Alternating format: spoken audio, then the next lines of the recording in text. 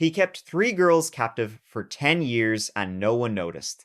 The story begins on a cool spring afternoon in Cleveland, Ohio, at a modest 2-story house on Seymour Avenue, not far from the lake where gulls wheel and cry. The porch railings are chipped, the blinds forever tilted, the front door almost always shut. Neighbors pass with grocery bags and stroller wheels clicking over cracked concrete. Music sometimes drifts from inside.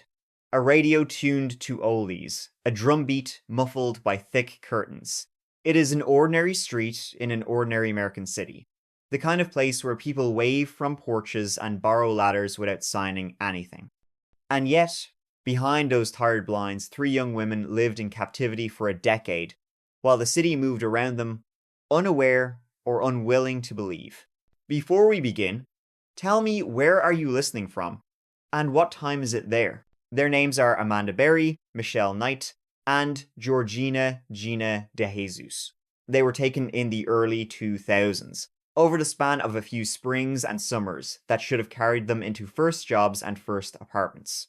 Instead, their paths converged in a small set of rooms, a maze of improvised locks and chains, a radio that was loud when the captor wished, silent when he did not, and the constant rasp of fear. The man who took them, a former school bus driver named Ariel Castro, knew the neighborhood well. He knew which streets emptied at the end of the school day, which families hurried, which porches sagged. He knew how to look like a neighbor and not a menace, how to nod and keep walking. Michelle Knight disappeared first, in the late summer of 2002. She was small, tough, and older than the other girls would be when they vanished. She had been trying to reclaim parts of her life the world had made hard for her. On the day she was taken, she expected an ordinary errand near West 65th. The sky was a dull pewter, with a little wind moving wrappers along the curb. A familiar car slowed beside her, the driver leaning across the seat with the easy voice of someone she had seen around. He offered a ride, a few minutes, a quick stop, and then home. She hesitated. She wanted to believe in the shortcut life rarely offers. She got in. The click of the door was light. The meaning was heavy. When the car turned towards Seymour Avenue, she did not know she had crossed the border. She would not step back across for many years. The second disappearance came the following spring, in 2003. When Amanda Berry finished a shift at a burger restaurant on Lorraine Avenue and started the walk that was supposed to end at her front door.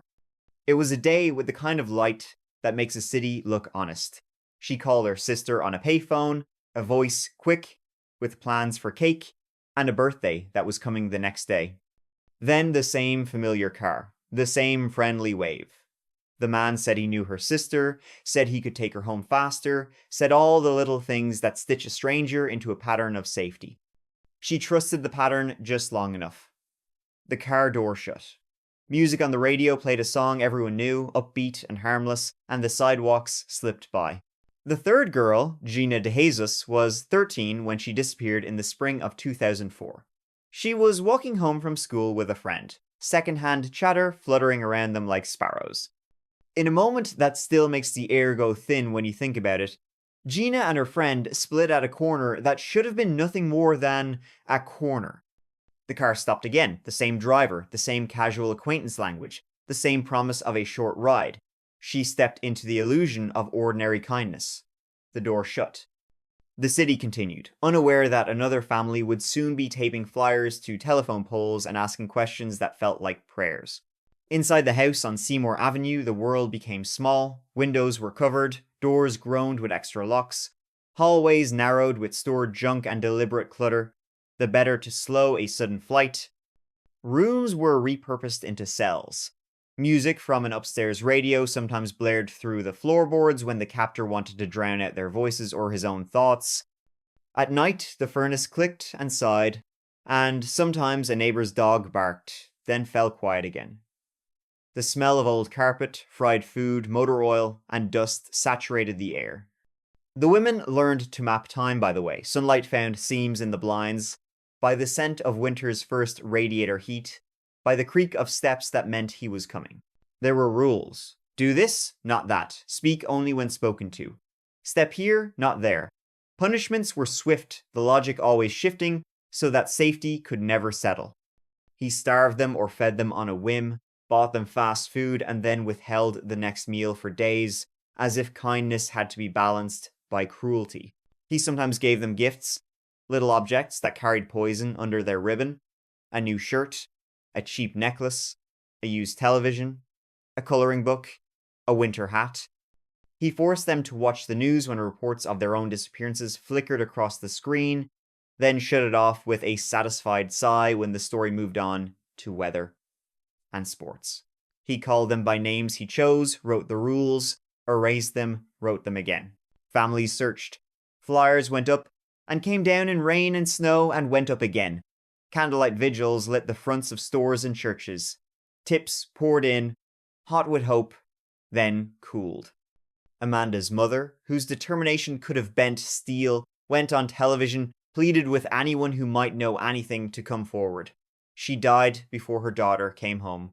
Gina's parents stood beside clergy and police, their voices steady even when their hands shook. Michelle's name did not make as many headlines. She had been pushed to the edges of the city's attention even before she vanished. But she was loved, and those who loved her kept asking. The seasons turned. Years became a dull loop. Police chased leads that turned to fog. Some neighbors noticed a boarded window and thought little of it. Others saw the man carrying heavy bags into the house at odd hours and shrugged because people carry strange burdens all the time. There were close calls. The front door stood open for a moment. The screen latched, but the spring weak. A neighbor stopped by to talk about a car, a drum kit, a broken taillight. Footsteps approached the porch and paused. Inside, a television was turned up to cover the sound of breathing. Once a child's toy was seen in the yard. Someone asked about it. The captor said a niece had visited. Smiles. A little wave. The porch conversation ended. The door closed. Locks clicked. In the house, the women found a way to hold on to themselves. They whispered to one another when they could. They passed notes when they could not speak. They learned the rhythms of the captor's job and the gaps those rhythms might grant. They invented small rituals to remind their minds that time still existed and belonged to them too. On birthdays, they whispered the date to themselves and let a single memory bloom. A slice of cake, a tiny gift, a swing in a park, a hand squeeze. They taught and retaught each other the shape of courage. They promised to remember their true names. One spring, hope changed shape. Amanda, whose voice had remained steady in the worst storms, had a child in that house. A little girl with quick eyes and soft hair. The captor claimed paternity. The truth was a testament to survival. The women shielded the child with everything they had. The house became a school. They taught the girl letters with penciled notes, songs hummed softly, stories told in whispers. They showed her which boards creaked and which ones sang. They taught her the difference between ordinary and danger by the smallest signals. The sound of keys tossed on a table. The scrape of a chair. The girl grew up knowing that a window could be a wall, but that a wall could be imagined as a window. When the radio played a song that sounded like freedom, she swayed in place and watched the curtains lift a little in the summer heat. The seasons kept turning. The city grew and eroded, and grew again. Houses were painted, then left to peel. The bus routes shifted. On Seymour Avenue, there were years when little changed, then a sudden new porch column, then nothing. People move through a city like water through a net. They catch on some threads and not others. Ariel Castro kept slipping through. In early May of 2013, a series of slight decisions aligned. The captor left the front of the house less secure than usual. Perhaps he was arrogant. Perhaps he was distracted. Perhaps the old screen door did not catch the way it used to. Inside, the air felt different, as if the house itself were about to exhale. Amanda reached for the door and felt it give more than it ever had. Her heart hammered a warning and an invitation. She looked at the child and knew that waiting was another kind of danger. She whispered, and the whisper felt like a vow. She pushed. The door resisted, then shifted. She pushed again with a strength that had been hoarded for years and kept ready for one exact moment. The wood cracked. The chain complained. She screamed then. a sound that climbed the stairs and went out into the street, a sound that used her voice and also every voice that had been kept small. A neighbor heard. His first instinct was disbelief, then confusion, then action. He came forward, tried to kick, tried to lift, tried to pull. The door gave more. The city might have heard the hinge groan. The opening became a gap big enough for a face, then a shoulder, then a body. Amanda slipped out, a child in her arms. A decade traveling behind her like a storm cloud that had finally found a seam in the sky. She ran to a phone and called for help, and when the operator asked for a name, she said her own, as if signing back into existence. The street tilted toward the possibility of rescue. Sirens soon braided through the neighborhood air. Police moved through the house and found Gina and Michelle. The officers called their names, and the names echoed, then landed. There were tears and shouting and relief so intense it bordered on pain. The three survivors emerged into the kind of daylight that stuns the eyes. Neighbors cried. Reporters began to gather. Strangers found themselves pressing hands over mouths or against chests, as if to hold a heart in place. Family members ran and then slowed, and then reached. The city felt for a moment, as if it were breathing together, in and out, slow and grateful. The arrest was swift. The man who had walked that street for years with a bag of groceries and a flat expression was taken downtown in handcuffs. The house was sealed, the blinds that had been tilted closed for so long would soon be lifted, and the rooms would give up their secrets. In the days that followed, crowds pressed against police tape and stared at a front door that had finally swung wide. Reporters read lists of items recovered inside. The city grew angrier and sadder by the hour. Some neighbors wondered aloud how they had missed it. Others said they had always thought the house felt wrong but did not know what to do with a feeling. People brought flowers to a block that had never asked for flowers. The legal process moved with a speed that surprised even those used to courts and calendars.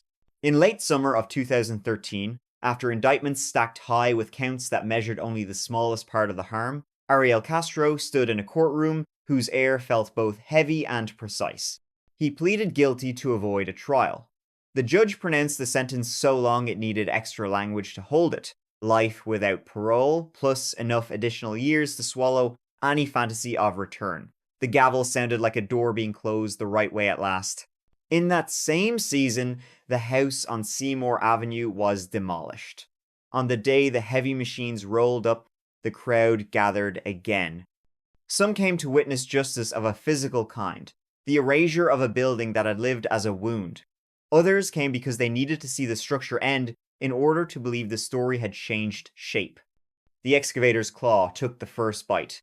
Wood splintered. Glass broke into small, clean sounds, and the sun struck new angles where walls had stood. A neighbor signaled the start by handing Amanda a lever, and when she engaged the mechanism that began the teardown, she was applauded. Not because demolition is beautiful, but because it can be an act of mercy. Dust rose, then settled. In place of a prison, there was open air. In the months that followed, the survivors did what survivors do. They sought care, then quiet, then the exact mix of speaking and silence each of them needed. They wrote, or waited, to write. They went to appointments that measured health in numbers and in softer measures, like sleep. They re-entered rooms where people said welcome and meant it. They showed extraordinary grace in the face of relentless attention and inevitably uneven compassion from a world that both aches for stories like this and sometimes consumes them too quickly. Michelle published a memoir and later another, her words sharp and generous, tracing the way a life can be rebuilt from the inside out. Gina and Amanda told their story together and then stewarded a foundation to help other families who wake in the night with the same terror they once endured. The little girl grew up in a different house where doors are doors. She learned that a street can hold both danger and rescue, and that the sound of sirens can mean help is coming. The city learned more slowly. People argued about what anyone should have noticed, whether a neighbor should have pushed harder against intuition, whether the small signs were small enough to excuse a collective failure. The arguments mattered. They also could not undo what had happened. What could be done was to make new habits, to listen longer, to ask twice, to check on the quiet house with the uneven blinds, to take a feeling seriously even when it arrives without proof. As for the man who caused the harm, he entered a state prison and lasted only a short time before he died by his own hand. The story of that ending is not the story that matters most. The legal record closed. The moral record had been written already by a decade of suffering and resilience. The city did not hold a vigil for him. The women did not need to speak his name. Years later, the block on Seymour Avenue looks like many American blocks rebounding from hard times. There is a patch of grass where the house stood, and sometimes wind moves through it in a way that sounds almost like breath. Children pass on scooters, dogs tug at leashes. The mail carrier stops and jokes with a resident leaning on a railing that has been repainted. Life makes its small repairs. The neighbors know the story. Newcomers learn it. The memory does not own the street, but it is part of its map. If you walk Cleveland in the late afternoon, when the sun climbs down the sides of buildings and the air smells faintly of iron and lake water, you might pass by and pause. Not in morbid curiosity, but in respect. You might think of a city that failed and then tried to make amends, of families that refused to surrender memory, of 3 young women who endured something no one should endure and who, when a seam finally opened, ran through it and let each other out. You might hear traffic on Lorraine, someone singing 2 houses down, a screen door slamming, a crow scolding from a wire. Ordinary sounds, blessedly ordinary. The title of this account asks a question that still stings. How could he keep 3 girls captive for 10 years and no one noticed? Part of the answer is that people did notice fragments and could not assemble them. Part is that poverty and neglect can hide both predator and prey in the same shabbiness. Part is that we prefer a tidy world. Another part is that the captor understood how to wear the mask of normal. The final part is this. Noticing is not the same as knowing, and knowing is not the same as acting.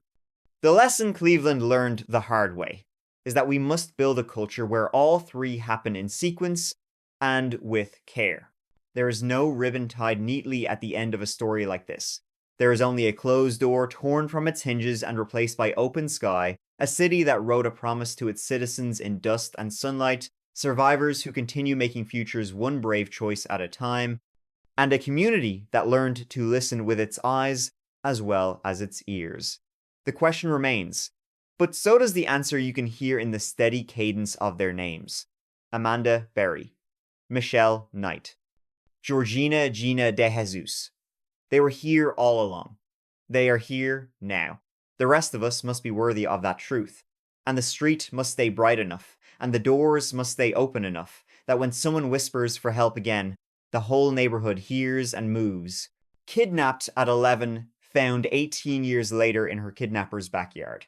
On a cool morning in early June of 1991, in the pine-threaded quiet of South Lake Tahoe, an 11-year-old girl named J.C. Lee Dugard walked toward the corner where the yellow school bus usually chuffed to a stop.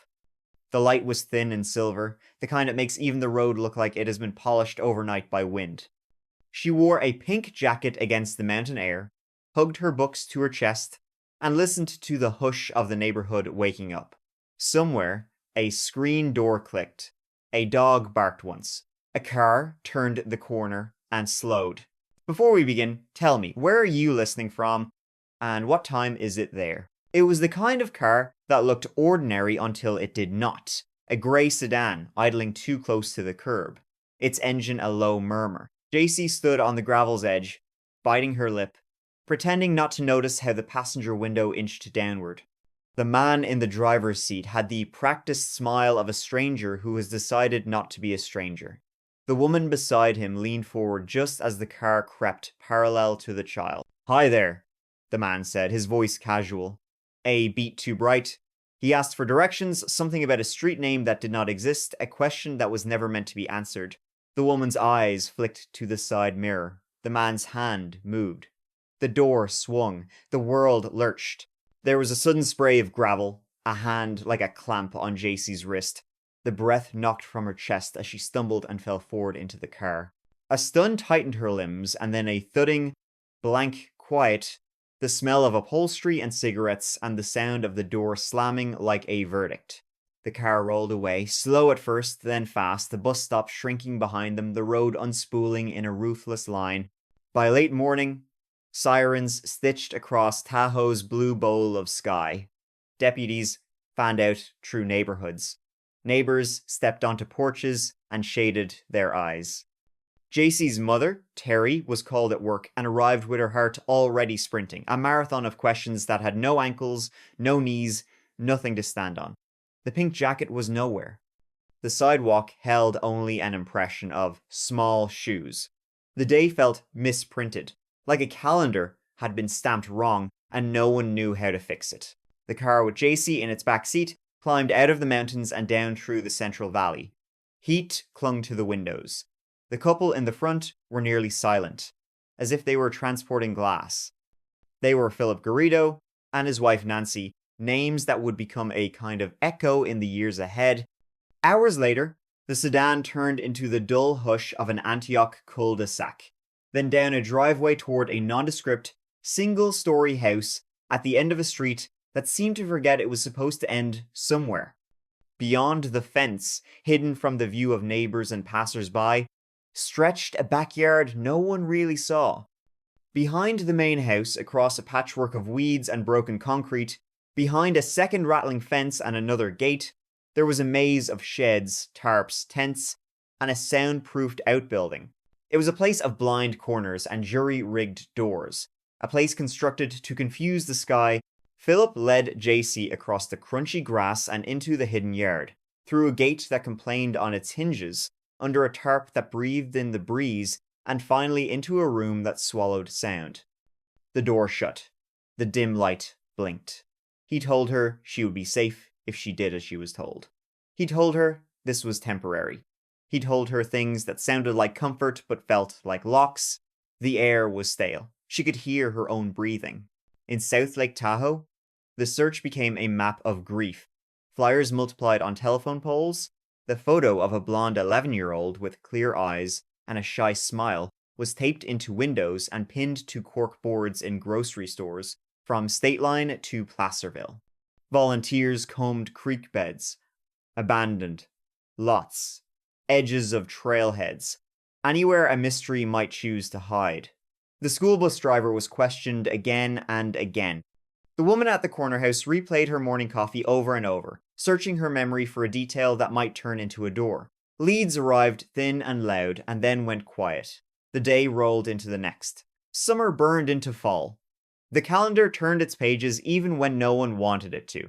For JC, time reduced itself to a sequence of small survivals.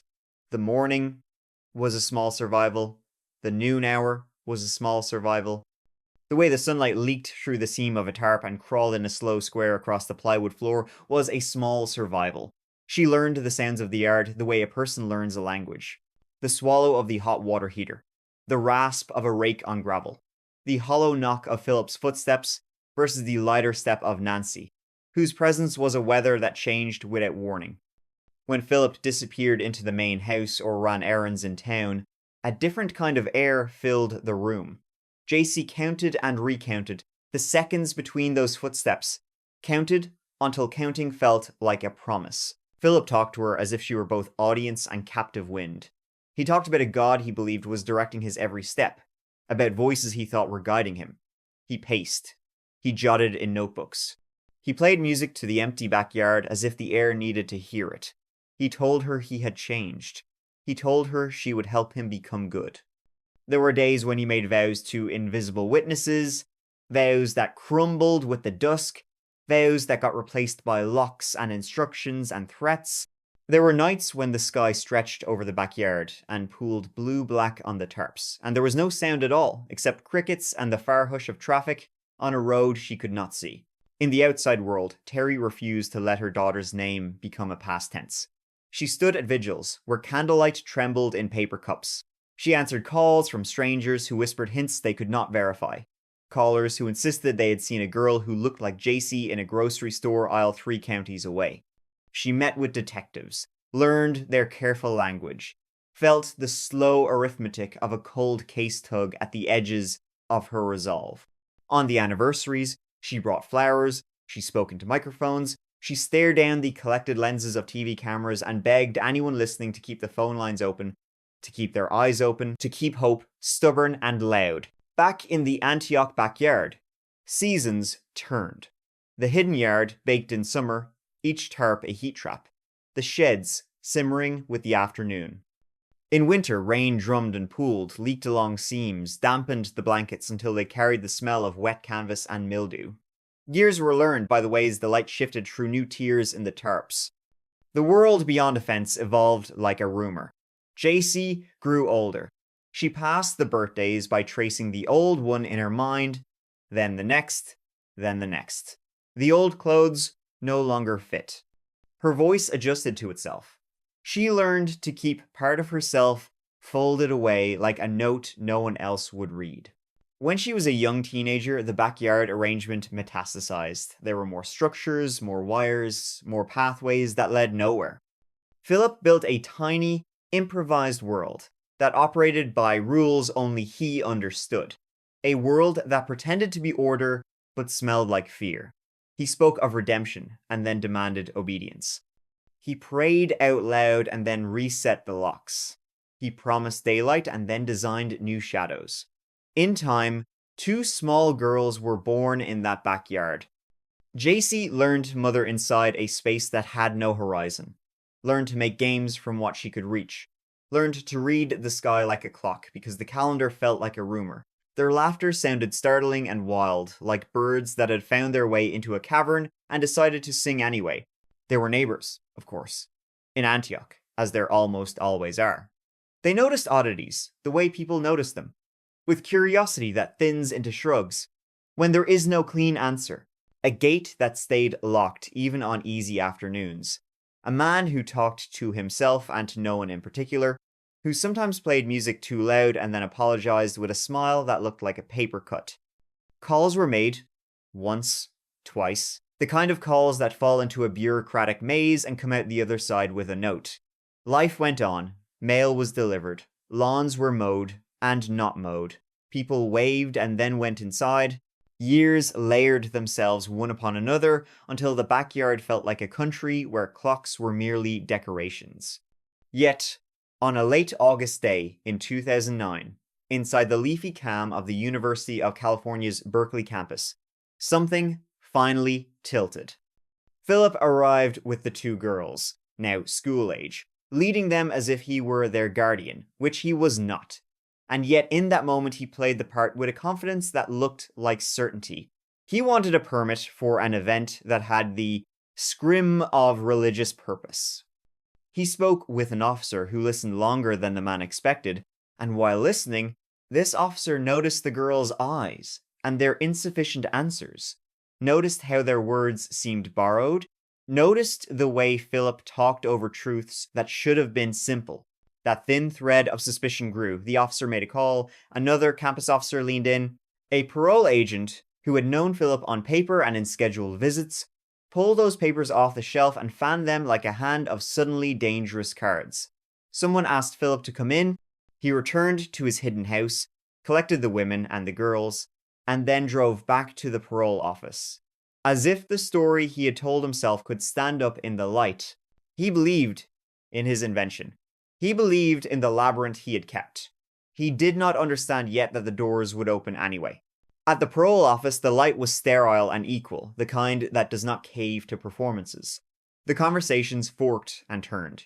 Names were offered and then corrected, then offered again. Simple questions were asked, and those simple questions made the room feel complicated.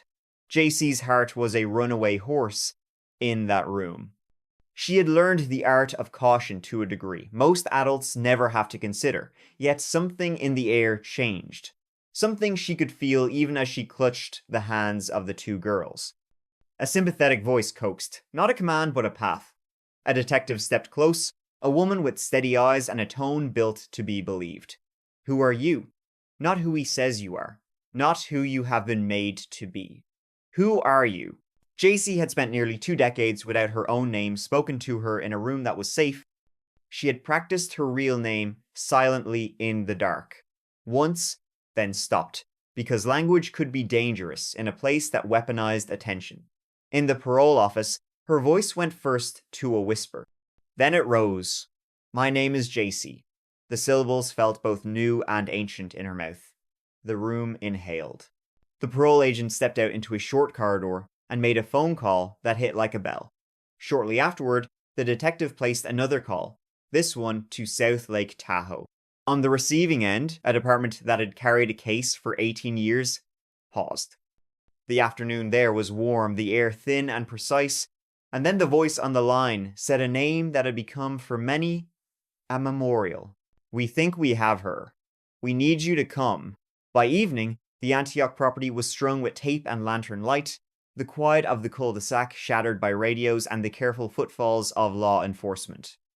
The backyard, that stash of makeshift rooms and weathered tarps, was transformed into a scene that had to be read like a book whose chapters had been intentionally scrambled.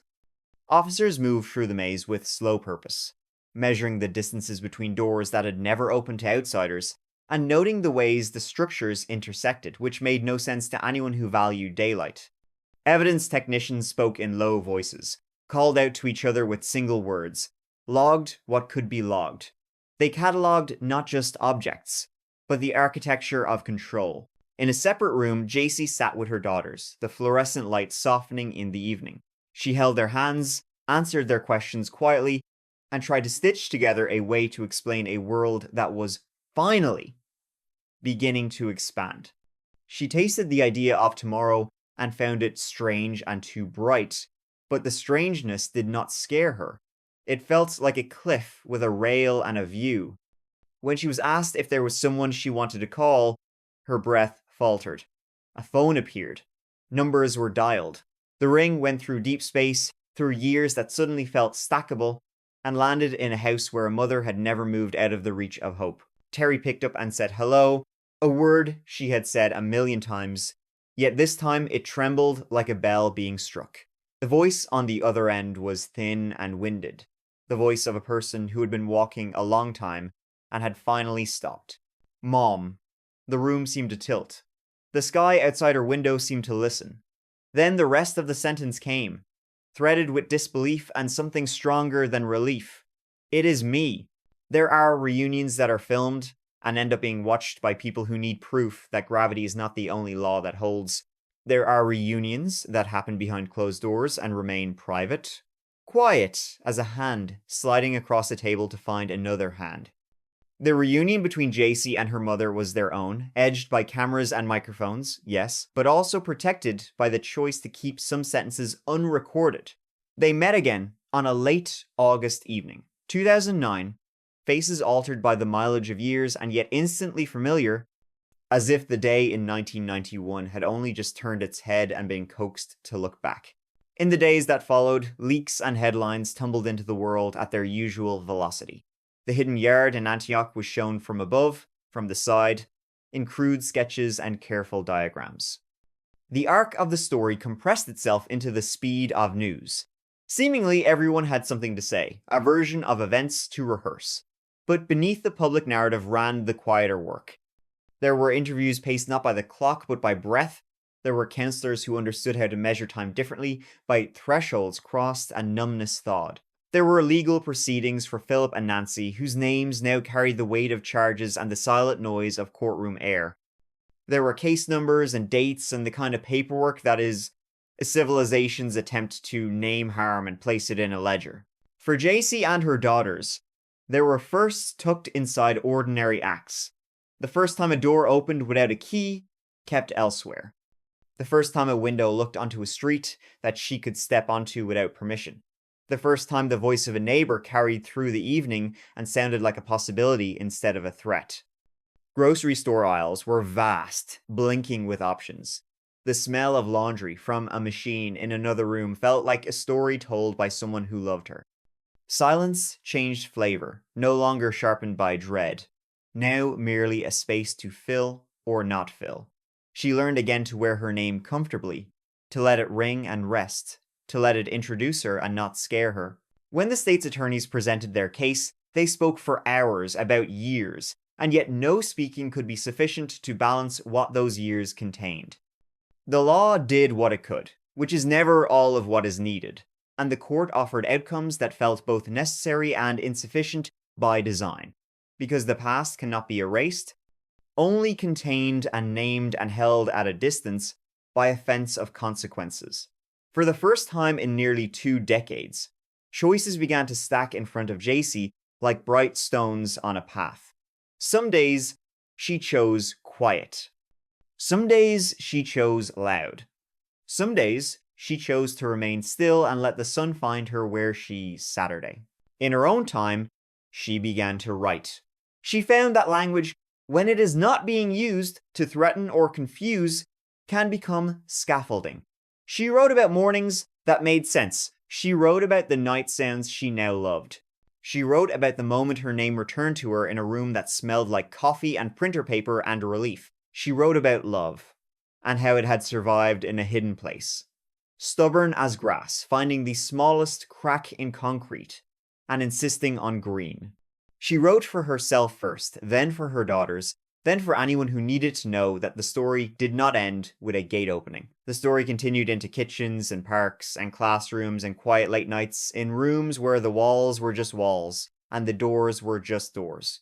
There is a photograph taken long after the late August day when the world learned her name again. In it, the light is ordinary. The frame is sweet with nothingness. A table is set. A window shows a sliver of an afternoon that has not been arranged for television. There are no tarps, no shed doors, no hinges that stick. The weight in the photo lives not in what is seen, but in what is missing. The backyard that had swallowed 18 years does not exist here. There is only the open fact of a life going forward, even if forward sometimes means a small step, and then a pause, a breath, and then another step. If you listen closely to how such stories end, you will hear that they often refuse to click shut like a latch. Recovery is not a straight hallway, but a series of rooms that open into other rooms. Still, there are endings that feel right because they are honest about what was taken and clear about what remains possible. In this story, the ending is not triumph shouted from a rooftop, nor is it a curtain falling on a stage built entirely of sorrow. It is a closing that understands the magnitude of a morning in South Lake Tahoe and the vast courage it took to speak a name out loud 18 years later in a small office near Berkeley. It is a closing that sees a mother and a daughter standing together in the kind of sunlight that does not ask for anything in return. So the last image is quiet. A front door stands open to a world that is, finally, simply a world. In the distance, an ordinary bus exhales and moves on. A name is spoken once. Clearly, just to feel its shape. Then the door is gently closed, not in fear, not to hide, but with the calm assurance of someone who knows that inside is safe, and outside is just a day unfolding. The latch settles, the house breathes, and the story, held steady by the people who refused to forget and by the person who survived, comes to rest without fanfare, complete in its own measured way. She left a note saying, "Be right back," then she was gone. The paper scrap was half the size of a postcard, torn from the top of a spiral pad, so that a thin fringe of white curls still clung to one edge. It sat beneath a ceramic magnet shaped like a gull on the refrigerator door of a rental cottage in Nescoin, Oregon. In ordinary light, it would have been nothing, the sort of domestic scribble that comes and goes in a kitchen. In the early evening light of late summer, the message seemed to hum with meaning. Be right back. The person who wrote the words was named Maren Aldridge. She was 30 years old that summer, a museum registrar from Spokane who had driven to the coast for a long weekend with 2 friends, a thrifted ice chest, and a stack of folded maps that she refused to throw away, even though everyone else trusted their phones. The year was written across a wall calendar in whale tail silhouettes and block letters at the cottage. It said late August, the first week leading into a holiday weekend, in the year 2019. Before we begin, tell me, where are you listening from, and what time is it there? The Friday they arrived. Wind combed the beach into ripples, and folded the froth back on itself. The cottage was salt-streaked, cedar shingled, the kind of place that keeps the smell of the sea even when the windows are shut. You could hear the surf from the tiny porch. When the 3 friends, Maren and a pair of college companions named Tala and Greer, unloaded their bags, they joked the gull magnet would be their butler and declared the calendar their house rules. Marin tucked her maps between the microwave and a jar of wooden spoons. She slid a small field notebook into her pocket, the same one she brought on hikes to list birds she never got around to identifying. She wore a windbreaker, the color of beach grass, and a cheap digital watch with a face scratched until it clouded. They cooked late that first night, steam purling the kitchen window while onions went soft in a skillet. Laughter threaded across the room. Music low. A local station with a disc jockey who loved to say the tide numbers out loud like scores at the end of a game. When the three finally fell quiet, the cottage ticked and settled around them. Outside, a buoy clanged through the darkness. On Saturday morning, fog slept on the dunes. Greer left early to run south along the waterline and came back rosy with cold, reporting a scatter of sand dollars and a blue heron standing as if forgotten by the rest of the shore.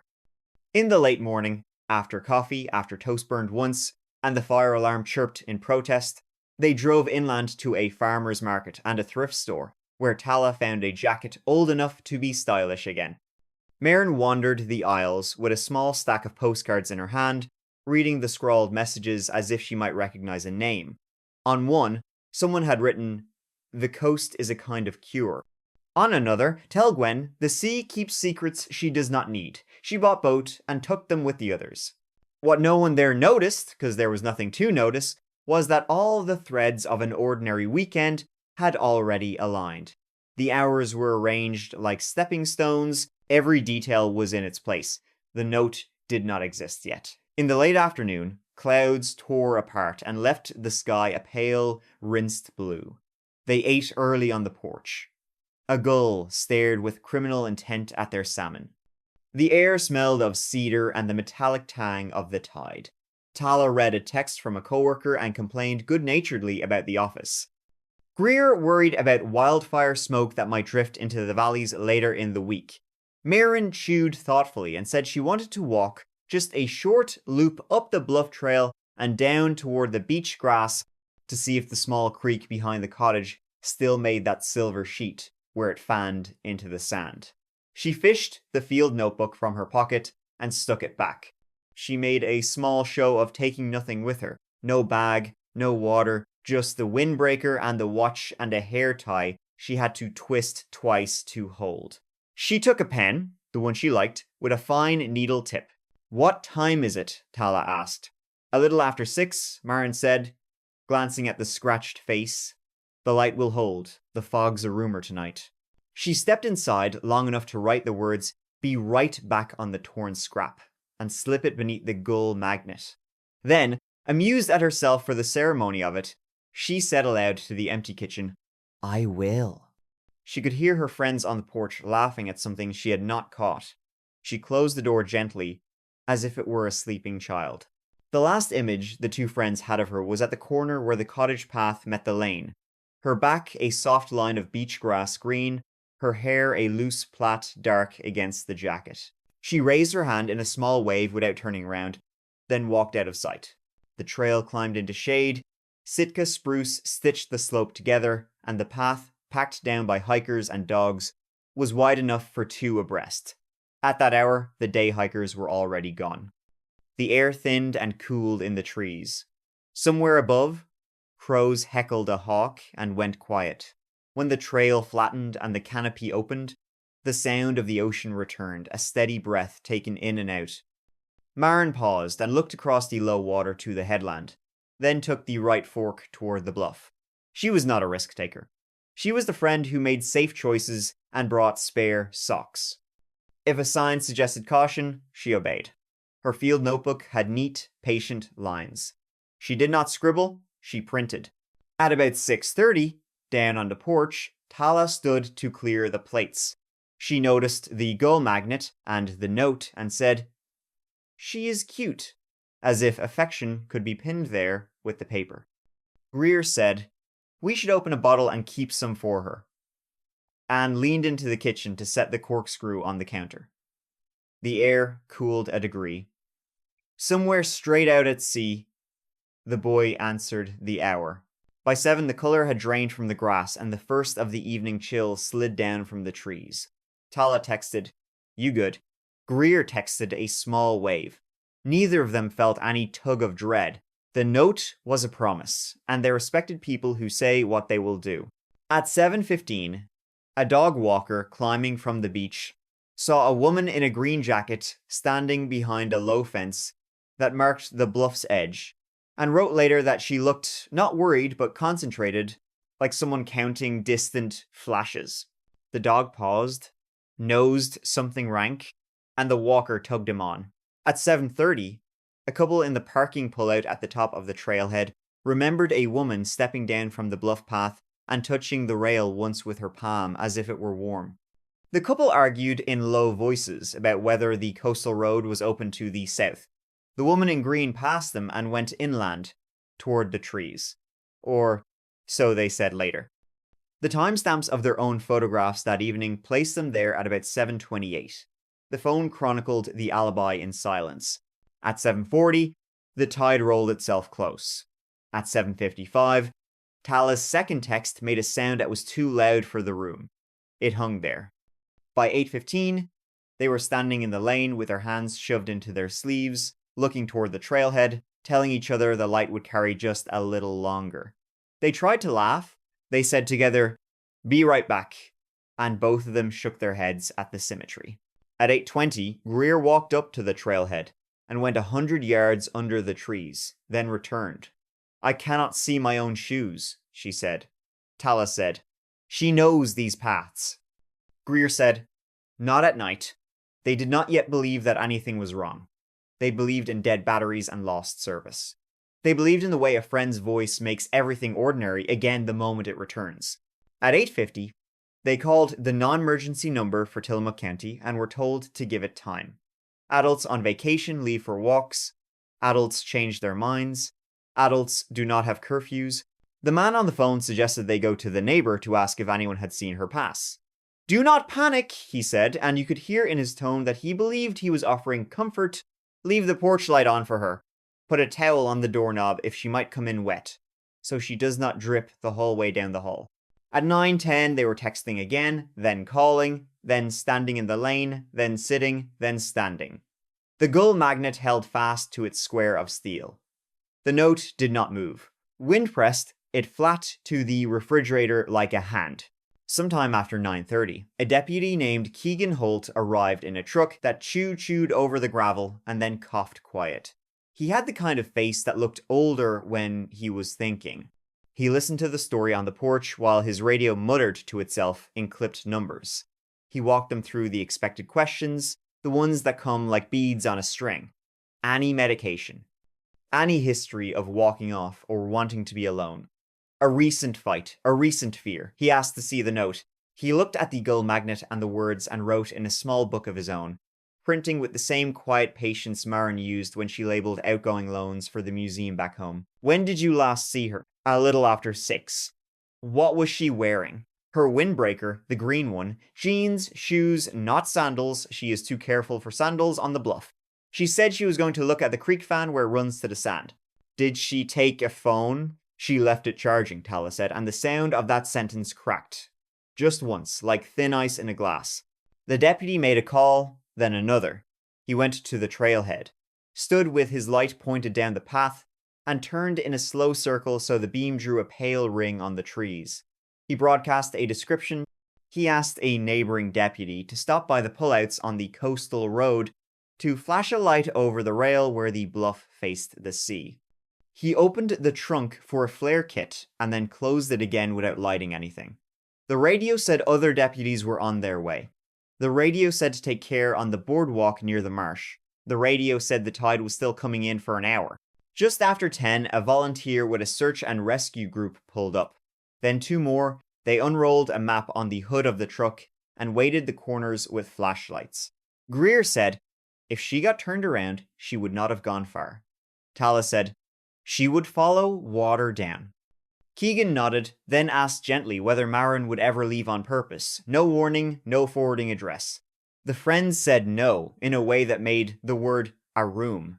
No, she does not do that. She is not someone who leaves the table without saying where she is going. The deputy wrote, then set his pen down. The wind picked up and worked the brown needles of the trees into a hiss, like the beginning of rain. A rescue dog arrived with a handler and sat so neatly on the gravel beside the truck that Greer felt herself breathe for the first time in an hour. The dog's name stitched on his harness was Benson. The handler stroked his ear and spoke to him in the voice people reserve for children and conspiracies. Good work, Soon. A quiet job. Find our green jacket. After 11, the dog wandered the lane, then the trailhead, then the first switchback under the spruce. Benson snuffed at the fence post by the bluff and sneezed, then put his nose down again like a fisherman treading a line. He pulled toward the right fork and went up the bluff path, then circled back. He was undecided, or the wind had folded and unfolded the scent and laid it down twice. The handler signaled left, then right, then shrugged, and let the dog choose. The beam of Keegan's light made coins on the wet leaves. The ocean scraped and breathed and scraped again. Around midnight, 2 more trucks idled with their lights low, and a slow ping went out to other searchers. Tala stood with her hands around a mug so hot it made the bones in her fingers ache. Greer had the tight face of someone who has kept it together in front of strangers and will not let go yet. When Keegan asked again what Maren might have been thinking when she left the porch, Tala said, "She is the kind who writes letters she never sends, then tucks them between the pages of books," meaning she loved the idea of saying it right. Greer said, "She slows down when she sees a certain kind of sky. Will it help to know that?" Keegan wrote both things down, not because they were likely to help, but because sometimes a sentence will be the one someone needs to read later. He knew from other nights that grief likes an archive. After 1 in the morning, Fog came back as if it had gone just to fetch something it forgot. The dog made a new decision and walked the length of the fence along the bluff, then paused where the path bent into a shallow, sandy depression. The kind of place winter runoff liked to scribble. The handler knelt, lifted the dog's chin, and asked him. Then, Benson nosed the smudge of something on the rail. Keegan lifted his light and saw that a palm had touched there. Not a fall, not a slip, just a pause and a thought. He turned the light on the sand and found a lattice of small, delicate edges that might have been a shoe sole. They were not distinct enough to be forged into certainty. The sand rearranges its truths quickly. At 2, the tide turned and began to go out, exposing creek rock slick as pewter. The searchers followed the boardwalk near the marsh. They found nothing. They followed the creek down where it lay itself into the sand and spread thin like tinfoil. They found nothing. Keegan radioed the Coast Guard station farther up the road and asked for a slow, light sweep along the dark line of water. A boat's engine answered the sea with a low, steady punctuation. It placed a shape beside the noise and moved it north to south, then back again. The note inside the cottage did not move. Be right back lay as it had been written, uncomplicated in its promise. Dawn came like a breath the house had been holding. The fog thinned. Birds threaded the trees with small, practical sounds. Tala texted Maren again, even though the phone sat, charging 3 feet from her hand. The message went nowhere and said everything. Keegan gave them both a ride to the small station farther up the highway. The room smelled like coffee and paper towels. A woman at the counter offered a kind of silence that took effort to keep. "We will begin again," she said. In a few hours, fresh eyes, more feet. This happens, and sometimes the story ends with a door opening. Her voice was not false. It contained the memory of nights when the story had done exactly that. By late morning, flyers were printing in their thin grey lines. A reporter from a local paper stood just outside the station door with a notepad. He wrote cautiously, as if the act itself could be loud. He asked Tala what the note said. Tala said the words without looking down. He asked Greer for a photograph, and she scrolled her phone and found one from the market the previous afternoon. Maren holding a bouquet of dahlias that made the day look more vivid than it had been. The reporter thanked them and then went back to his car to write something that would be read by strangers over their morning coffee. He decided not to print the note's exact words because it felt like pressing too close to a window. In the afternoon, 2 women in rain jackets paused at the station door. They had been on the bluff the previous evening, they said. They had seen a woman whose jacket matched the description, but from a distance, and they could not be certain. They said she moved with purpose. They said she paused to look at the water as if reading it. They were sorry that they could not bring more. Keegan thanked them and wrote down the time they gave and the angle of the sun as they remembered it, which was useless and also not useless. That evening, as the light turned the undersides of the clouds to tarnish, the search widened. An inland team checked the logging roads. Another walked the beach north and south until their calves trembled at every dune. Someone found a hair tie the color of coffee near the base of a driftwood tangle and put it in an evidence bag with a label so fine it looked like stitching. Tala said it was the kind Maren bought in a jar, 20 to a jar, and that she had 4 identical ones stuck on a doorknob at home. The deputy nodded and did not call it a clue. He let it be what it was, a small object that had belonged to a person and now belonged to the world. On Sunday, the first rumor arrived. A woman in a grocery store 10 miles inland said she recognized Maren and thought she bought trail mix and a map. The checkout clerk said no one bought paper maps anymore, not on a Sunday when the sun had come out after hiding. A man at a gas station glanced at the flyer and said he saw a woman in a green jacket get into a grey sedan. He said this without a time attached, and he said it with the obvious desire to be helpful, and that made the detail softer around the edges. The deputy wrote it down and moved on to the next thing, which was a split rail near the end of the bluff fence where one nail had backed itself halfway out. He pressed the wood and it gave a little. He pushed it back and it held. On Monday morning, when the tide was low enough to show the scar of the creek clearly, a pair of searchers waded in neoprene at the place where fresh water met salt. They walked slow. They walked together. They found nothing that had not been on the beach the day before. The boy out at sea counted the hours. The gull magnet in the kitchen held steady. It was the most faithful witness the cottage had. Investigations widen like circles made by a thrown stone, and then they harden into lines. People are interviewed, workplaces checked, phone records examined, cameras along the coastal highway reviewed for slices of green jacket walking past the window of convenience store light. It is tedious work and holy work. On Tuesday at her museum in Spokane, a supervisor named Anna printed a letter for anyone who asked. It said that Maren had not been in any kind of trouble, that she had asked for those days off months before, that she had signed the art shipping manifest for a temporary exhibit on the Thursday morning before she left for the coast. And she had done so in her quiet, neat print, each letter in her name set down as if it mattered. On Wednesday, a ranger who knew the bluff by seasons rather than days noted that a section of the path near the fence had been chafed by more footprints than usual, and that the roots there made a shallow shelf like a step. It was the kind of place a person might pause to look for whales. It was the kind of place a person might shift their weight and then decide to step back. He told Keegan what he had noticed. Keegan thanked him and wrote the words. In the evening, rain came thin as thread. Not enough to soak, just enough to smudge edges. On Thursday, a volunteer walking south toward Proposal Rock found a small pen with a needle tip and brought it to the station in a plastic bag. The pen did not have a name on it. It was the kind Maren used because it made her print narrow and sharp. Tala held it and then handed it back. She said it could be anyone's, and for a moment it seemed a kindness to let the world be full of identical pens. A week later, the flyers were taped and retaped, their corners curly as the fringe on the torn scrap in the kitchen. A woman from a larger newspaper called the station and asked to speak with Keegan. He answered and said only what he could say, which was that they were still looking, still interviewing, still asking for anyone who had been on the bluff the evening of the walk to call. The reporter asked about the note. He said, simply, that it existed. The reporter asked if they believed she had left of her own choosing. He said the line that officers learn to say and mean. We are considering all possibilities. He meant, we are not closing any doors until a door closes itself. The door closed 2 weeks after the note.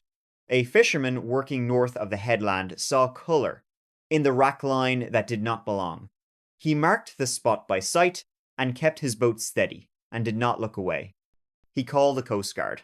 He told them he was sorry to tell them what he had seen, and they told him he had done exactly the right thing. A small procession of people who know how to be brave without an audience began moving toward a place they had all guessed and hoped at once.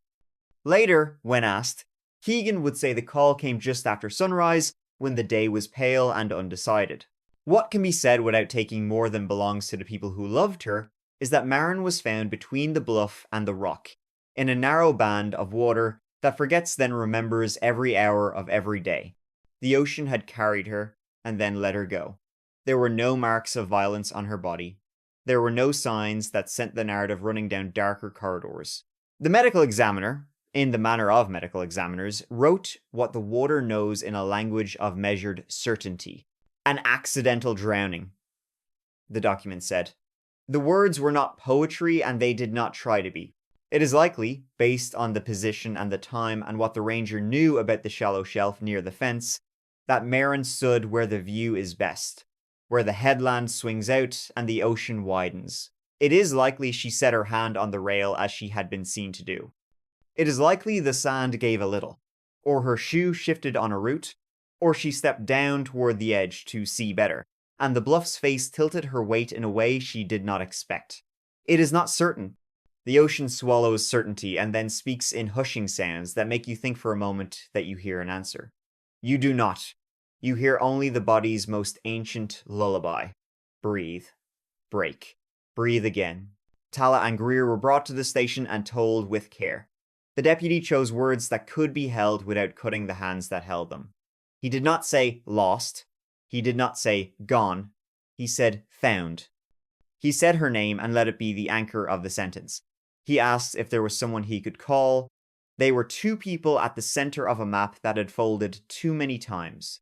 Tala cried in a way that made no sound. Greer stood, then sat, then stood again. The officers knew what to do. They gave them a room and a pitcher of water and 2 paper cups, as if they were a ritual to draw a human being back into the world of objects. Later that afternoon, Keegan drove down to the cottage to close it carefully. The Gull magnet still held the scrap. The words on the note did not look guilty. They did not seem untrue. The promise embedded in them had not been a lie. It had been an intention. He stood in the kitchen longer than he meant to. He took the magnet off and placed it on the counter. He slid the paper into a plastic sleeve with the quiet exactness of a librarian. He did it because he believed, perhaps superstitiously, that the things people leave behind deserve a witness. He moved through the rest of the rooms, gathering what should be gathered, opening a window to let the house change air. When he stepped back onto the porch, the buoy answered the hour as if nothing had happened at all, as if hours are things that can simply be counted and not felt.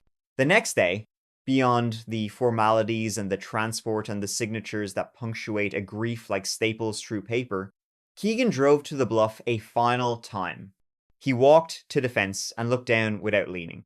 He could see the groove where winter water rode itself into the sand. He could see the creek's fan lift a thin light as the sun slid free of a cloud. He closed his eyes and listened to the rush and pause. He said a few words to no one in particular and was not embarrassed by the fact of it. Then he drove back to the station to write his last note, in a case that had never been a case in the way the word is used on television. He printed it neatly. Family notified.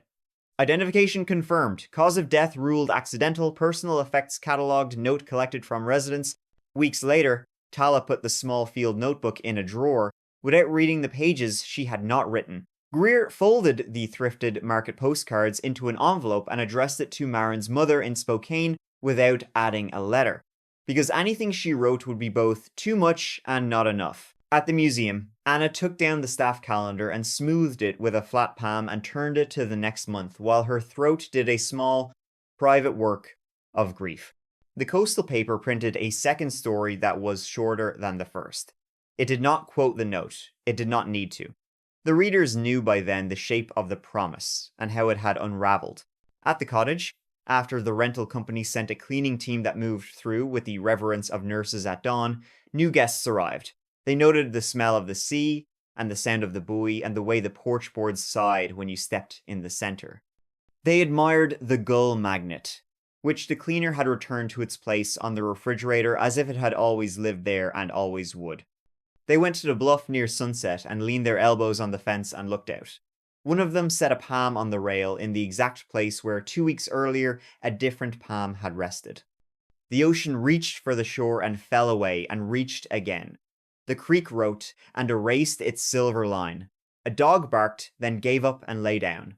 The guests did not know the weight that had once collected in that small depression in the sand where runoff liked to scribble. They did not know that a deputy had stood there in the dark and made a private promise to carry a sentence carefully. In time, the story settled into the place where stories go when they are too ordinary for legend and too tender for gossip. It did not become a cautionary tale. Not exactly. People still went to the bluff at dusk. They still leaned on the rail. They still set notes beneath magnets in kitchens and wrote words that said what they meant in the minute they wrote them. Be right back. Home soon. Just out. They meant it each time. Most of them kept the promise easily because life is generous far more often than it is not. What remains is a short sentence, printed in neat hand, torn from a small pad, pinned under a ceramic gull.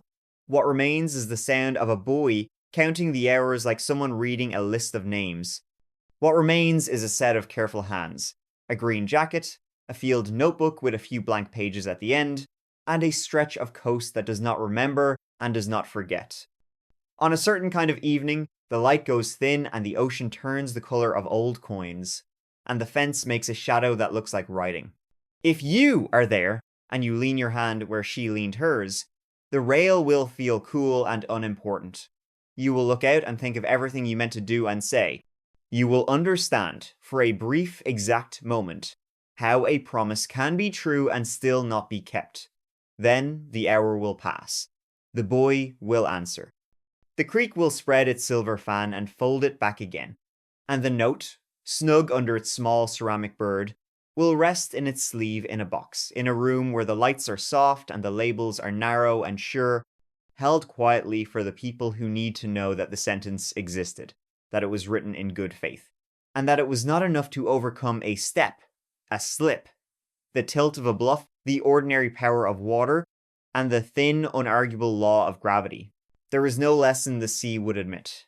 There is only the tide, an unhurried metronome. There is only a name spoken inside a room where the doors are shut and the windows are latched and someone has turned off the overhead light. There is the sound of paper, thin and definite, sliding into its folder. There is the quiet the cottage keeps after everyone has gone, and the porch boards breathe in the cooled air. There is the magnet, the gull, the square of steel. There is the sentence, faithful to its last. Be right back. She said if I go missing it was my husband, then she disappeared. The warning so many women know by heart does not always arrive as a tidy sentence. Sometimes it shows up as a string of worries, shared with a sister, a coworker, a friend who asks if everything is all right and waits through a long, careful silence before the answer comes. In the middle of that silence, on the morning of Wednesday, March 15, 2023, in Hinds County, Mississippi, a 36-year-old mother named Ebony Owens did not arrive for her shift. Phones rang, messages stacked up.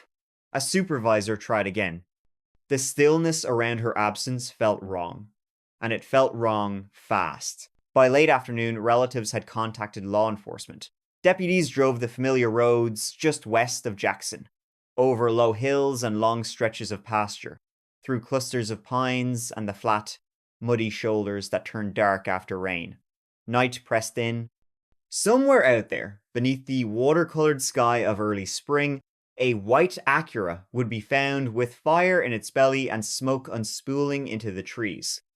The license plate had been pried away and flung into the woods, as if a rectangle of metal could erase the truth of a person's life. The car sat near Old Highway 80 and Jones Road, an intersection used by school buses and farm trucks, not a place for anyone to burn a thing that once carried a family to church and back. Search teams fanned out along culverts and fence lines, into the ragged edges of ditches and the places where blackberry vines knot up and catch on denim. The weather teased warmth during the day and cooled at night, a soft, shifting air that carried the smell of ash. 10 days is a long time to breathe that smell. 10 days is an eternity for children who want to know whether their mother will tuck them in again and whether the house will feel the same. 10 days after the first call, on Saturday, March 25, 2023, the Big Black River gave up an answer. Not the answer anyone prayed for, but an answer all the same. Investigators worked the case the way river people learn to work a current, reading what moves beneath the surface as carefully as what shows on top. They pulled threads that led from the burned Acura back to the couple's home, where the quiet rooms had become a ledger. Rifles and ammunition, a blanket and clothing darkened with blood, the kinds of items that cannot hold their breath when a warrant opens a door. A bridge over the Big Black carried traffic and, according to forensic testimony later heard in court, a trace that linked back to the same home and the same marriage now peered at under the harsh light of a homicide investigation. Neighbors in Edwards and Jackson and the unincorporated roots between them would tell you marriage is complicated.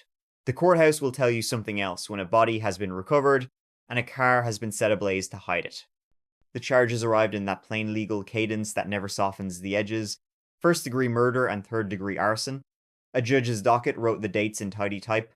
A jailer learned a name. To the family, the process felt like counting backward from a cliff.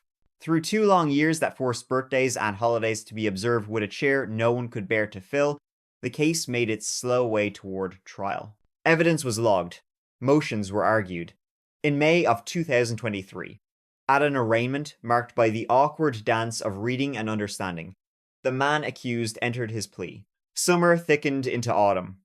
Across 2 more winters and another spring, the Big Black kept its course under weathered trusses and past stands of willow, while a courtroom prepared to gather a dozen citizens to weigh a death. In early September of 2025, in a Hinds County courtroom where the air conditioner hummed and the fluorescent lights made everyone look just a little more tired, 12 jurors took their seats. Reporters angled for the clearest view. On Thursday, a state forensics analyst described DNA consistent with ebony on a bridge, where, the jury was told, decisions were made in the shadow of night. An investigator with the sheriff's office fielded cross-examination as defense counsel tried to chip at chain of custody and inference, as if a life might come undone by picking the right thread. The jurors kept their faces still, pens poised, eyes sliding from witness to screen to counsel table. Then came the testimony that settled into the room with the gravity of a falling anvil. The defendant took the stand. In a voice that wavered between insistence and explanation, he said he had found another man in his own house, in his own bed with his wife. Anger flared. He claimed fear. He said he fired a gun, that he watched the aftermath of a bullet, and made decisions no one can spin into mercy. The state countered that there was no evidence of another man at all, that this was not panic but planning, not a sudden storm, but a course charted by a person determined to erase what he had done. The jurors heard both stories. Each word weighted with consequence. They also heard about the car, its white paint blistered and sooted by flame near Old Highway 80 and Jones Road, and about the license plate tossed into the trees like a gambler discarding a losing hand. They heard about the river, about March water cold enough to steal the air from your lungs, about how currents take what they can and hold it until they cannot. They heard about the home, where the quiet would not cooperate, where metal and fabric and the microscopic language of blood told a version of Wednesday night that could not be talked away. On Monday, September 8, 2025, the jury delivered its verdict. Guilty of first-degree murder, guilty of third-degree arson. The clerk read the words aloud. A dozen shoulders tightened and then released. The court thanked the jurors for their service, though the word service feels small next to the task of deciding how a life ended and who bears the weight of that end. Before sentence, the judge spoke. People who have spent years in courtrooms learn to choose their moments, and this was one of them. Very seldom does a case, the judge said in substance, trouble this particular bench. Yet this one did. The word that kept coming to mind was selfish. The courtroom seemed to lean forward as the syllables landed, because selfish, said out loud by a judge wearing the plain black of authority, is another way of saying you placed your want above another person's life and the lives of 4 children who deserved a mother's voice in the next room and a lamp on in the hallway at night. Life in prison for the murder, 3 more years for the arson. A sentence made of numbers, to follow years made of waiting. In the benches, family members pressed hands together and let out the kind of breath a person holds without meaning to. Outside, The late summer heat slid over concrete and idling news vans. Inside, a clerk stamped papers, a deputy opened a side door, and the man once called husband and father followed where the law told him to go. If you stand on the big Black River Bridge and look down, the water flickers and folds like silk pulled between invisible fingers. Swallows nest in the shadowed undersides of beams and use the river as a runway. Long after the patrol boats had cut their engines and the tape had come down, people still slowed as they crossed, eyes skimming the surface, the way you look back at an old childhood home. Grief asks you to become a cartographer of places you never wanted to map. The curb where a car once smoked and popped, the ditch where a plate gleamed under leaves, the courtroom door that will always be heavier than it looks. The record will never bother itself with how Ebony baked on Sunday afternoons or whether she danced in the kitchen when a song she loved came on the radio, but those who knew her will. They will remember the way she called her children by their nicknames, the way she kept a calendar crowded with school pickups and dentist appointments, and the ordinary scaffolding of a life built for other people. They will remember that she showed up right up until the morning she could not. They will also remember that before she vanished, she had worries. The kind you speak in low tones at a kitchen table or carry in the tightness across your shoulders when you walk from the parking lot to the front door. Maybe she did not say the exact sentence so many of us have heard. If I go missing, it was my husband. Maybe what she said lived in gestures and hesitations and the way she changed the subject. But the social math is cruelly familiar, and it keeps ending with a head count that shows who most often stands too close to the edge when violence is ready to push. The jurors did their arithmetic. The judge did hers. The river did what rivers do and delivered something heavy to shore. In the days after sentencing, the headlines moved on because they must. But in the places and times that matter, the story did not move at all. In the Owens family home, every little object still knows where Ebony last put it. A child reaches for a bowl and feels the soft impression of a mother's hand in the habit of where the bowls go. On a school morning, someone ties a shoe and hears, as if from the next room, a voice reminding them to double knot it. At night, someone switches off a light and stands for one full beat just to listen to the house breathing, the way a person does when they are trying to remember something that should be easy and is no longer easy at all. Everything that can be done has been done. Evidence collected, witnesses heard, a verdict returned, a sentence announced. The earth takes the departed back with a patience that is not human, and the law keeps what it seized with a permanence that island. If the warning that hovered over this family's life never carried those exact words, the end still carried the meaning. On Wednesday mornings and Saturday nights, on paydays and school programs, and the unremarkable afternoons that fill most calendars, there are people in every county of this country who hear that quieter version of the warning and choose not to look away. They drive a friend to file a report. They stand by during a call to a hotline. They sit in the hallway outside family court and hand over a bottle of water. They go with someone to collect a few clothes from a small apartment and hold the door while the last bag is carried out. If you are one of those people, keep going. If you need one of those people, say so. The help exists. It is not weak to reach for it. It is not unloving to insist upon safety.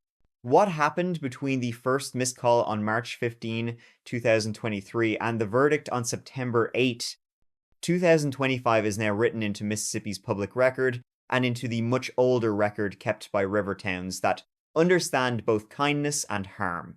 The story is finished, at least in the eyes of the court. A husband is in prison.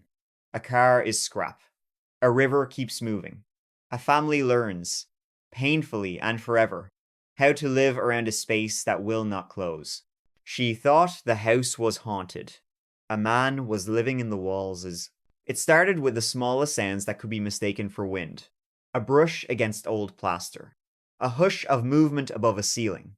The house on North Sheridan Avenue in Tacoma had survived more winters than anyone on the block, and it spoke the way old houses do, with sighs in the joists and uneven breath in the vents. That is what Maren Wycliffe told herself each night when the noises returned just as the streetlights blinked on and the gulls from Commencement Bay wheeled toward darker water. Before we begin, tell me, where are you listening from?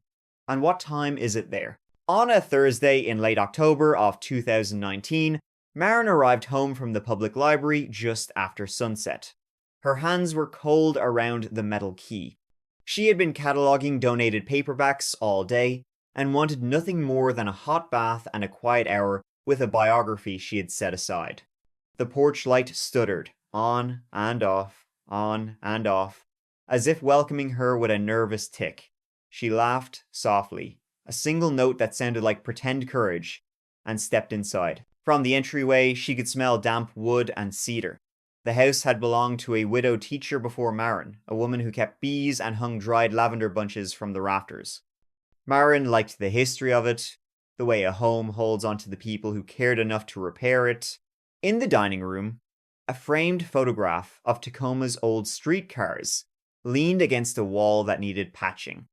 In the small kitchen, a square window looked toward an alley where ivy climbed over a fence and kids scrawled bright initials under the utility meters. That night the noise came again, but crisper. Tap, tap, a scrape, then silence so complete she could hear the heat switch on in the basement. She set her grocery bag down and stood very still. Her breath found a fast rhythm that made her chest feel too small. She swallowed and called out in a voice that aimed for practical and landed somewhere near shaky. Hello? If someone is here, please answer. I am calling the police. Every cupboard was closed. Every door was locked. A curtain in the hallway stirred, though no window was open. Tap, tap.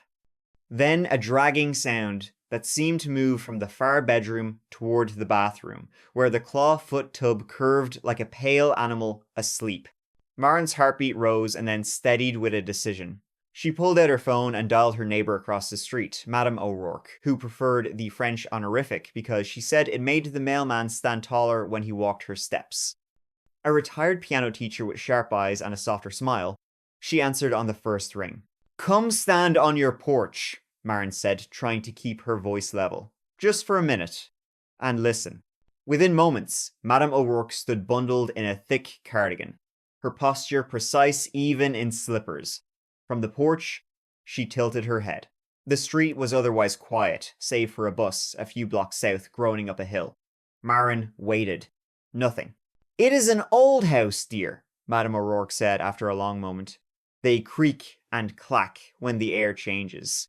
Do you want Earl to come check the basement later? Earl was her son, who sometimes mowed lawns and sometimes disappeared for weeks fishing on a friend's boat. Marin thanked her, said she would be fine, and went back inside with a heart that would not agree to calm. In the bathroom, she touched the glass of the medicine cabinet. A thin fog from the earlier shower blurred her reflection at the edges. She wiped it away, and out of habit, she adjusted the small latch that kept the mirror shut. The next morning, the latch was open. Marin stood very still and felt a small but ferocious chill start at the base of her neck and fan outward. She had closed it. She remembered the click. She remembered the surety of that tiny sound. She tested it again, and it held fast. She turned her head and listened. The house offered a distant sigh, as if in apology. Over the following week, more minor wrongness drifted into place. A jar of coins turned so the label faced the wall. A kitchen chair pulled half an inch from the table. A speckled mug moved from its hook to the counter, handle angled just so, as if someone had set it down thoughtfully and left for a reason not explained. Each time, Marin searched for proof of her own carelessness, a moment when she had been distracted and left something where it did not belong. Each time her memory insisted she was not mistaken. The noises were worst, just before dawn. She would wake to the quiet thrill of adrenaline and hold her breath until her lungs protested. And in that held breath, there would be the faintest whisper of movement behind the walls. On a wet Monday in early November of the same year, she brought home a new lock for the back door, one with a heavier bolt. She called a handyman named Llewellyn Pardee, a quiet man with a hummingbird tattoo that looked ready to dart off his wrist. He arrived, smelling of rain and pine soap.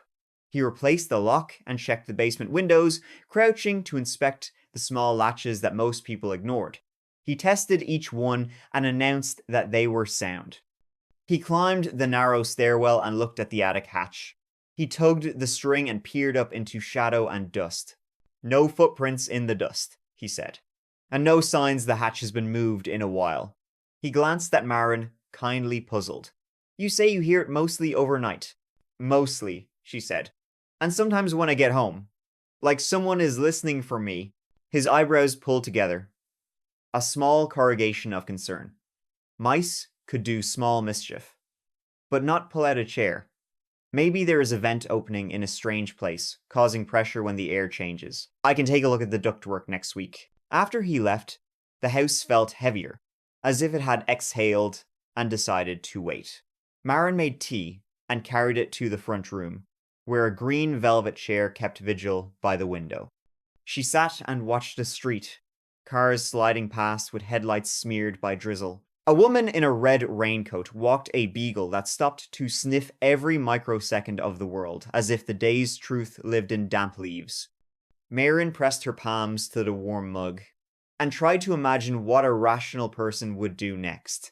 She decided to write it all down. Date, time, detail. She started a notebook and kept it by the fridge. Tuesday, just after 11 at night, hallway creak, 3 steps, then a soft thud. Wednesday, 5:15 in the morning, kitchen drawer open, spoon out, placed on counter. Thursday, just before 8 in the evening, a draft in the bathroom, mirror latch loose again. By the second week of November, she was waking with an ache in her jaw from clenching. Friends at the library noticed her quiet mood. Her coworker, a reference assistant named Etta Holcomb, asked if she wanted to house-sit her sister's condo while they were away for the holiday. Marin considered it, then shook her head, slow and firm. Leaving would not answer the question of what was happening inside her own house. It would only stretch the fear across a different set of days and walls. On a wind-colder Friday, the answer began to show itself in a way so clumsy that it felt like a dare. Marin came home and found a single page torn from a magazine tucked under the living room rug. It was a recipe, the edges ragged from hurried hands, and it had been folded into quarters and pressed flat as if someone had used their full weight to hide it quickly. The recipe was for cider-brined chicken. A rectangle of tape clung to one side with lint and grit stuck to its edge. Her mouth dried as she stared. The room's corners seemed to lean toward her, a narrowing. The rug had not been moved since she first put it down in early autumn. She lifted the rug and looked for more, her hands shaking. Dust and a penny. Nothing else. She took the page to her neighbor. Madame O'Rourke pressed her lips together and made a small, dismayed sound. Maybe a draft lifted it from a stack and it floated right there, dear. Under the rug, Marin said. Tucked, then taped. I do not keep magazines like this. And I do not have tape in the living room. Madame O'Rourke's expression changed, the sturdy lines of her face tightening with alertness. Come back to my porch for a bit, she said. Let us think. She poured Marin tea that smelled of orange and clove and brought out a dish of shortbread, placing it on a crocheted mat with small daisies. The porch had seen 100 piano students come and go, had held grandparents and late-night phone calls, and a small dog named Reggie who barked only at delivery people. It felt like a place where the walls kept confidence without being complicit. You will call the police, Madame said gently. Not because you are certain, because you are frightened. That is reason enough. The officer who arrived a half hour later was named Thaddeus Rook.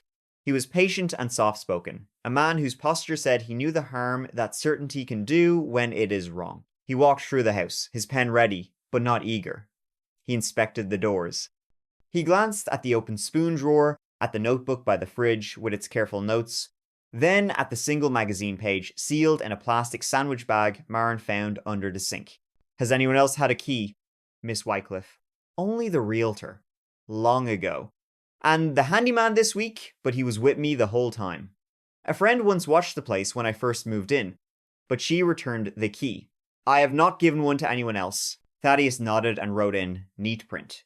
He crouched by the baseboards and looked for pry marks.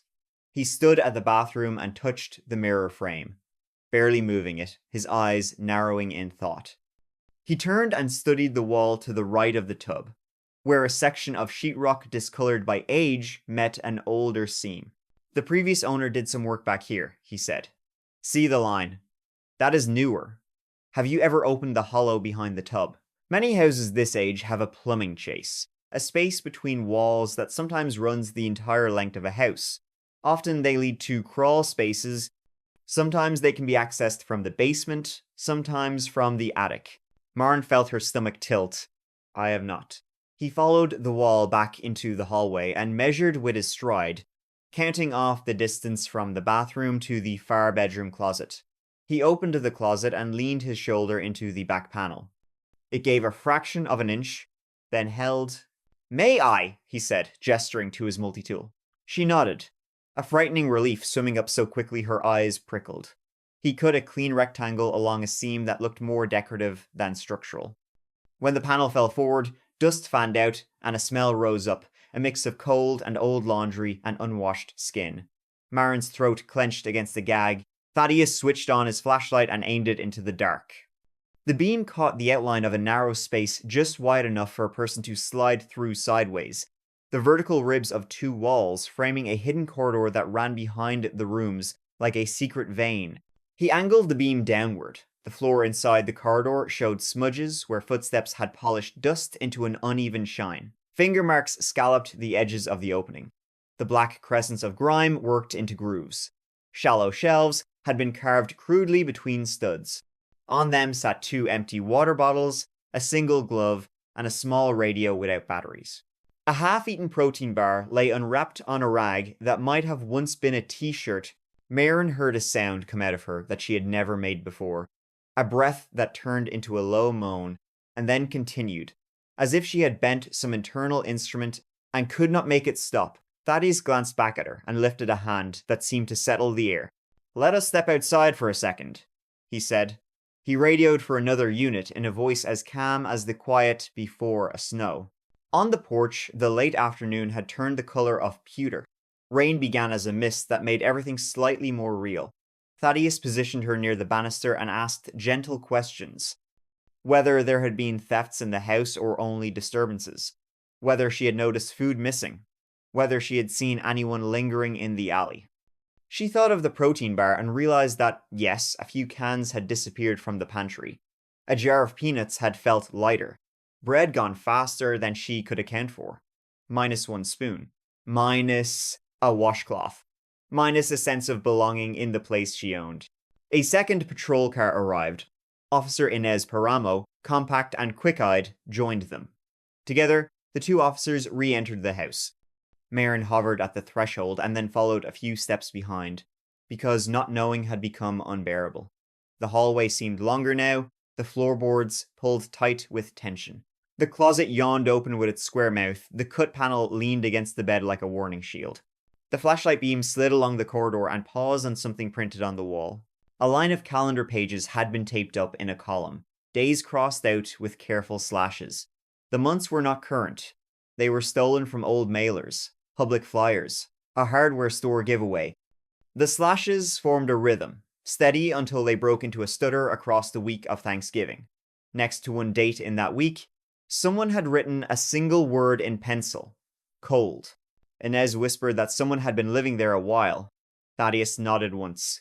They pressed forward, moving slowly, announcing themselves in clear voices that tilted toward kindness because kindness can keep people from doing desperate things when they are cornered. Tacoma Police. Come out slowly. We are here to help. Do not make any sudden moves. You will not be harmed. Silence. Then a rustle.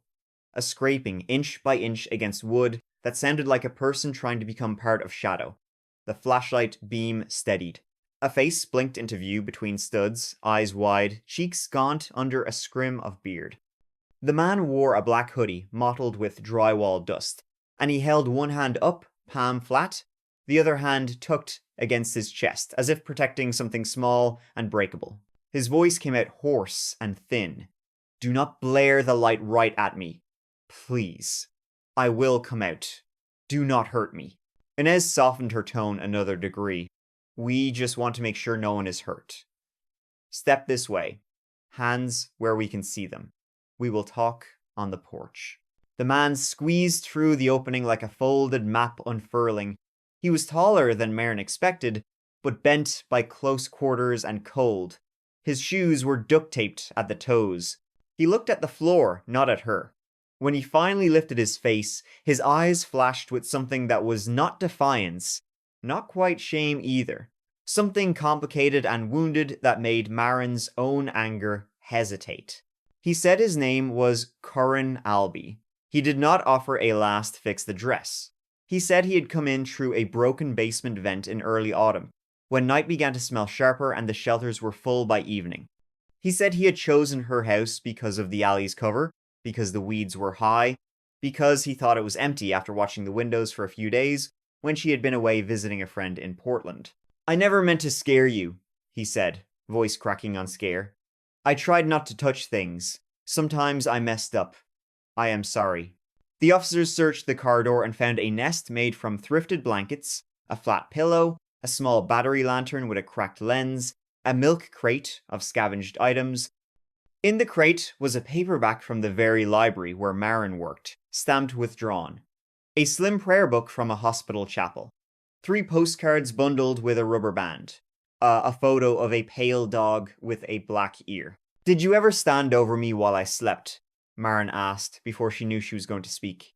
The question sounded as if someone else had asked it, using her chest as a drum. Curran flinched as if struck. No, I did not. If I heard you come home, I stayed very still. If I heard you move, I moved away. I am not proud. I did not want to be this person. But it got cold." Thaddeus listened and wrote. Inez remained near the opening, scanning the corridor for anything that might suggest harm. A knife, a stash of pills, a serious plan. They found none. They found instead a journal scribbled in with a pencil worn almost to its metal band. The first page held a simple count of days and meals.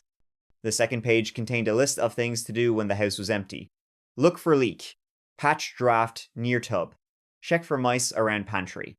Stop taking food. Find work. Move on. The handwriting was careful and oddly hopeful. Curran was given a blanket and a bottle of water. He shook uncontrollably, a shiver that seemed to come not just from the temperature but from the sudden absence of hiding. He kept glancing toward the opening, as if part of his mind remained there, like a limb not yet aware it had been freed. Thaddeus explained the options in a voice that respected the fact that this was a house and also a crime. There would be trespassing charges and maybe burglary, though the missing items would matter to the charge. There would be resources, a shelter, a counselor, a court date. He explained that the decision to press charges would involve the city, not only the homeowner. He spoke as if measuring each sentence to make sure it sat right in the air. Inez called for transport. The air in the hallway warmed by degrees, as if the house itself were edging back to a balance it understood. In the days that followed, Marin learned more than she expected about the ways people slip through seams. Curran had once worked hanging drywall for a contractor who lost a bid, then another bid, then let his crew go with a shrug and a promise he never kept.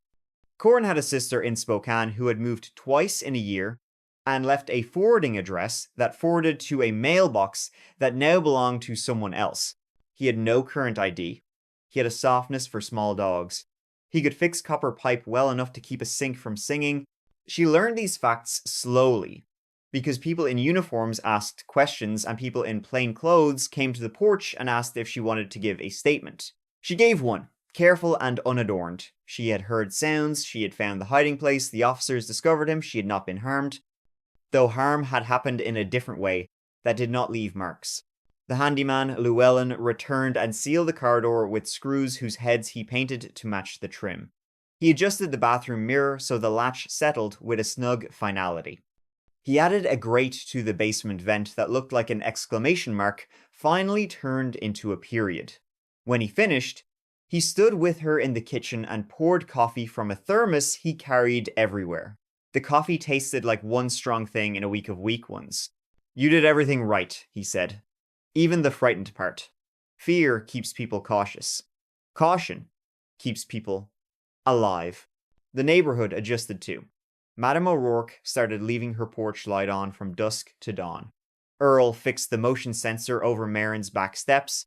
The woman with the beagle changed her route and passed by more often in the evening, waving with a smile that reached all the way to her eyebrows. Children stopped chalking their initials in the alley and began drawing circles that looked like eyes. Tacoma's rain drummed steady on roofs and gutters and gave the street a sound that was almost clarifying. One afternoon in December of the same year, Marin sat in the library's break room with Inez Paramo, who had stopped by to return a book of poetry she had borrowed months before during an outreach program. They shared a microwave burrito and a bowl of grapes. Inez, out of uniform, looked smaller, younger, and somehow more formidable. She listened as Marin tried to describe the way her house felt now. "It is my place again," Marin said, "but in the night I sometimes hold my breath and wait for nothing. The waiting is louder than the nothing." Inez nodded in a way that said she believed in the physical reality of fear as much as the fact of drywall and screws. "The mind makes ladders and trapdoors," she said.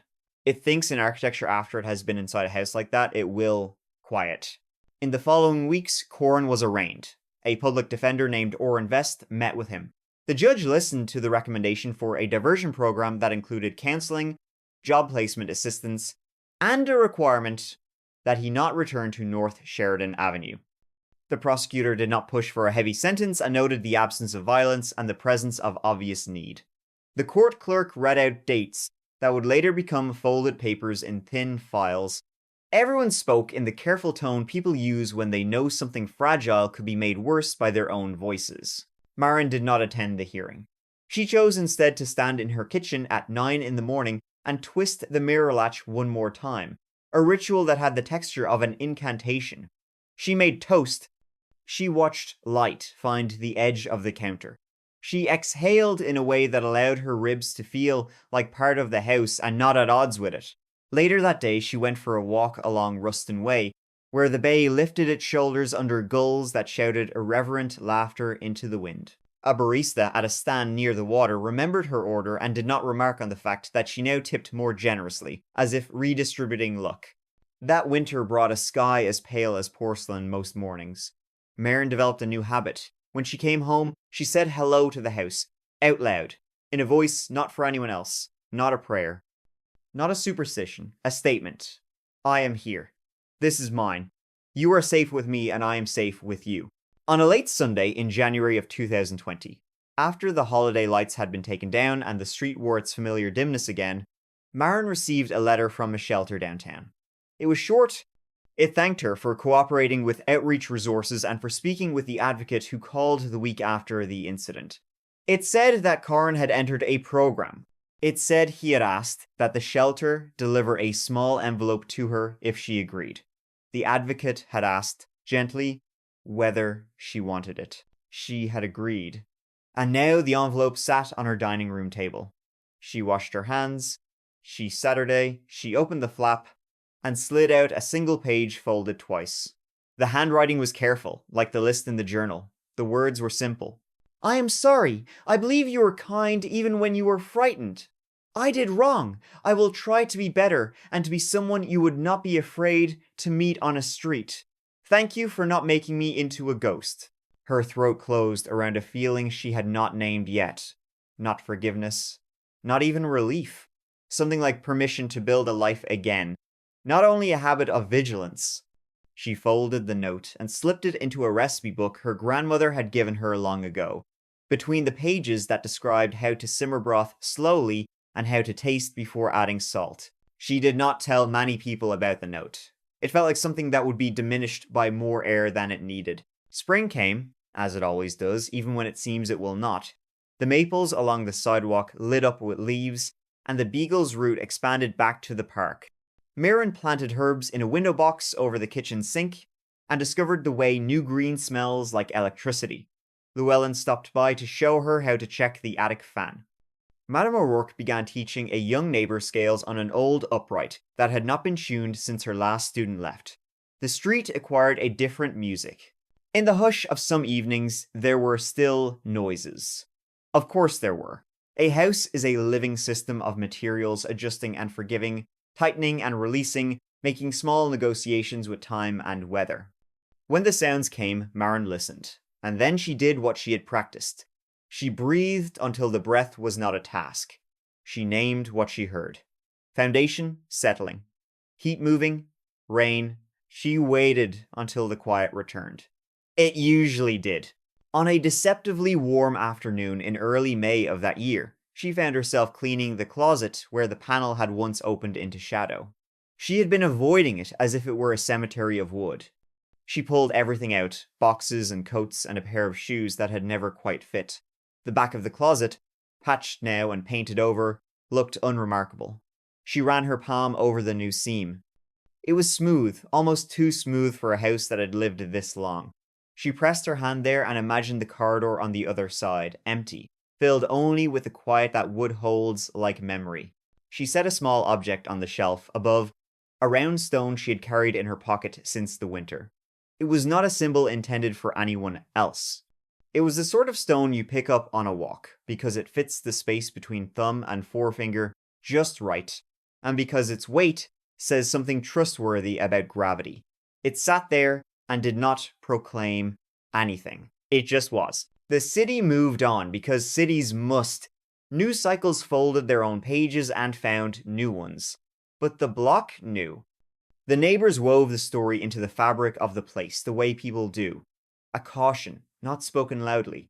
A memory held, and then set down with care. Sometimes a new postal carrier would pause on the porch, greeted by Madame's formal hello and her instruction to stand taller. Sometimes a bus would breathe at the corner and let off someone who would look up at the row of houses and decide to keep walking. Sometimes the beagle would lift a paw, listening hard to some frequency humans cannot catch, and then he would sneeze and pull his human toward home. Corin did not return to North Sheridan Avenue. Marin did not see him again, though once in a store near the transit center she noticed someone with a familiar stoop buying a pair of work gloves, and for a second, the world wavered around the edges like heat above pavement. The man turned and was not Corin. Her breath steadied. She bought a packet of screws and went home to tighten the hinge on a kitchen cabinet that had begun to squeak. The hinge quieted.